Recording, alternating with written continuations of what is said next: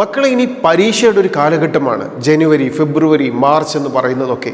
ഈ സമയത്ത് പബ്ലിക് എക്സാമിനേഷനേക്കാൾ പ്രാധാന്യം നാം മോഡൽ എക്സാമിനേഷന് കൊടുക്കണം. കാരണം ഒരു മോഡൽ എക്സാമിനേഷനിലൂടെയാണ് ടൈം മാനേജ് ചെയ്യാനും നമ്മുടെ കോൺസെപ്റ്റുകളിൽ എന്തെങ്കിലും മിസ്കോൺസെപ്റ്റുകൾ ഉണ്ടോ എന്ന് ചെക്ക് ചെയ്യാനും നമ്മൾ എക്സാമിനേഷൻ എഴുതുമ്പോൾ ഉള്ള മിസ്റ്റേക്കുകൾ കറക്റ്റ് ചെയ്യാനും ഒക്കെ സാധിക്കുക.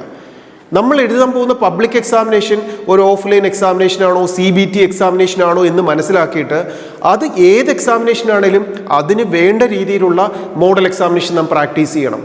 മോഡൽ എക്സാമിനേഷൻ എന്ന് പറഞ്ഞാൽ ഒരു പ്രീവിയസ് ഇയർ ക്വസ്റ്റ്യൻസിൻ്റെ മോഡൽ എക്സാമിനേഷനും നമ്മൾ എഴുതണം.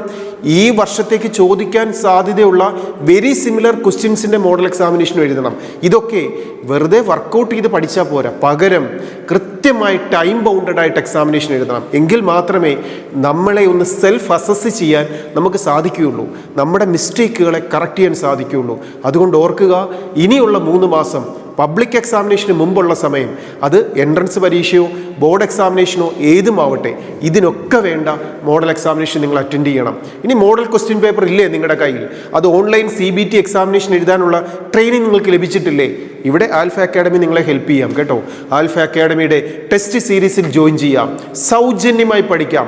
അത് ഓൺലൈനോ ഓഫ്ലൈനോ പഠിച്ച് ഏറ്റവും മികച്ച വിജയം കരസ്ഥമാക്കാനുള്ള ട്രെയിനിങ് നിങ്ങൾക്ക് ആൽഫ അക്കാഡമി പ്രൊവൈഡ് ചെയ്യുന്നുണ്ട്. ഏതായാലും ഓർക്കുക, പബ്ലിക് എക്സാമിനേഷന് മുമ്പ് മോഡൽ എക്സാമിനേഷൻ്റെ പ്രാധാന്യം നമ്മൾ മറക്കരുത്. നന്നായി പഠിക്കുക, നന്നായി മോഡൽ എക്സാമിനേഷൻ എഴുതുക, വിജയം നമ്മുടേതാക്കി മാറ്റുക. Study well, enjoy your future. All the best.